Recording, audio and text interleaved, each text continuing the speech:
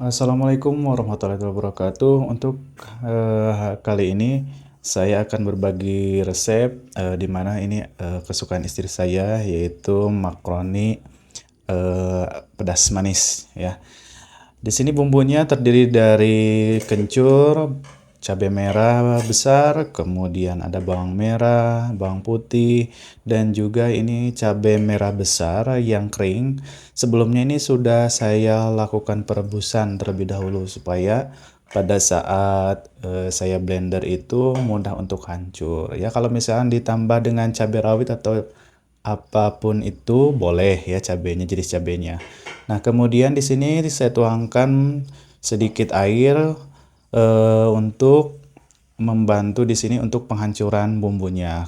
Kenapa nggak pakai minyak? Itu ini opsional ya, mau pakai minyak ataupun pakai air juga bisa ya. Nanti dikasih triksnya supaya tidak meletup-letup. Oke, selanjutnya saya blender dulu di sini supaya bumbunya itu hancur ya.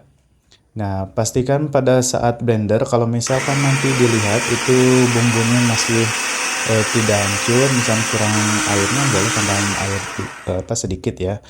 Itu bisa ya. Mau airnya sedikit atau banyak juga boleh ya. Soalnya untuk proses selanjutnya itu ada di eh, apa namanya pada saat menggoreng bumbu ini ya atau pemasakan bumbunya. Oke, lanjut ke sini siapkan wajan ya. Seperti biasa, wajan, kemudian tuangkan bumbu yang barusan. Ingat, nah di sini tidak boleh ditambahkan minyak goreng ya. Kenapa? Karena kalau ditambahkan minyak goreng itu akan meletup-letup di sini ya. Jadi kuncinya itu nggak boleh ditambahkan minyak goreng. Jadi ini apa namanya dimasak dulu sampai airnya nyusut ya, sampai airnya nyusut atau sedikit, terus aja di apa kocek-kocek ya supaya bumbunya itu tidak gosong.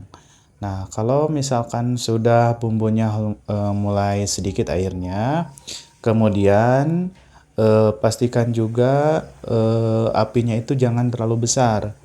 Kalau apinya terlalu besar, nanti si bumbunya itu juga akan cepat gosong ya. Apinya sedang-sedang aja.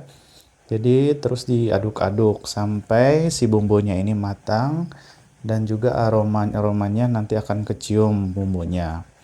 Oke, selanjutnya kalau sudah bumbunya itu mulai sedikit kayak gini, baru kita tambahkan minyak sayur ya. Minyak sayurnya opsional ya, mau yang banyak, mau sedikit, itu terserah keinginan teman-teman ya. Kalau di sini saya 2 sendok kayak gini untuk minyak gorengnya, karena ini untuk membuat 1 kilo ya, 1 kilo makaroni uril ya. Nah di sini 2 sendok saja cukup ya. Kemudian, nah setelah itu kita masak lagi. Cuman kalau masak sudah seperti ini, itu sebentar ya dimasaknya, terus aja diaduk-aduk. Kemudian kalau sudah diaduk-aduk kayak gini baru kita tuangkan bumbu-bumbunya. Nah kalau tadi di awal itu bumbu untuk diulek ya seperti biasanya yang seperti itu. Kalau yang ini kita tuangkan bumbu taburnya. Diantaranya kalau saya tuh menaburkan bumbu penyedap rasa itu bisa Royco, Amasako atau apapun itu, atau yang bumbu yang seperti biasa saya gunakan yang bumbu tabur itu ya. Nah, di sini saya menggunakan bumbu taburnya untuk cabai bubuknya itu 1 sendok ya, kurang lebih 1 atau 2 sendok. Kemudian ini bumbu apa namanya bumbu raciknya juga sama 1 sendok. Sedangkan gula ini saya kasih 2 sendok gitu. Dan untuk rasa kalau misalkan sukanya yang agak apa namanya asin, boleh tambahkan garam ya. Kalau misalkan sukanya yang agak manis-manis gitu ya, nggak perlu ditambahkan garam. Nah kalau kebetulan istri saya itu paling suka dia yang asam manis kayak gini gitu. Terus ada juga yang orang itu pakai asam Jawa, boleh ya di sini.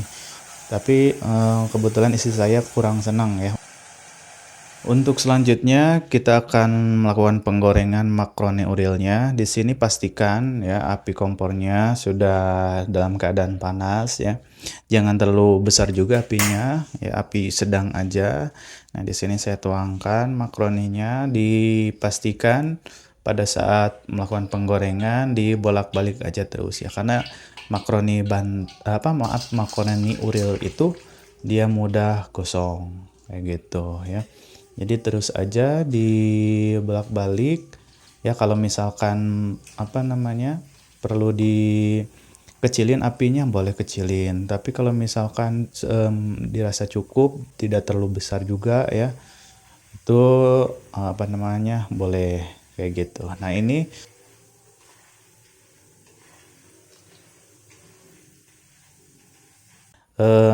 pada saat pengambilan makaroni uril kayak gini itu warnanya memang seperti ini ya, agak ke kuning-kuningan kayak gini. Tapi pada saat sudah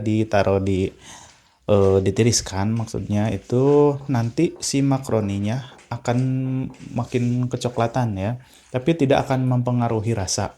Justru di sanalah nanti si makaroni itu akan lebih renyah ya, tapi tetap bantetnya memang masih ada gitu. Kita tuangkan lagi untuk yang berikutnya sampai penggorengan makaroni ini habis ya, kayak gitu. Nah, kayak gini.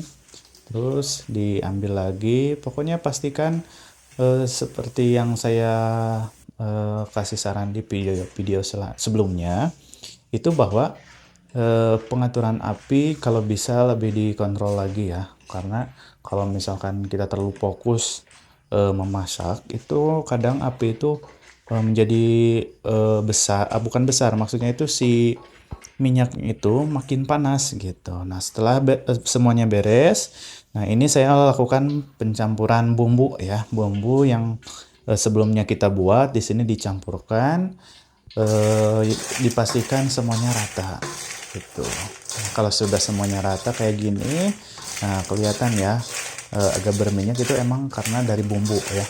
Kalau misalkan pengennya lebih pedas lagi, boleh ditamburi lagi untuk cabai bubuknya. Nah, di sini saya kemas seperti kemarin ya, seblak kerupuk. Itu kemasannya 12 kali 20 ya.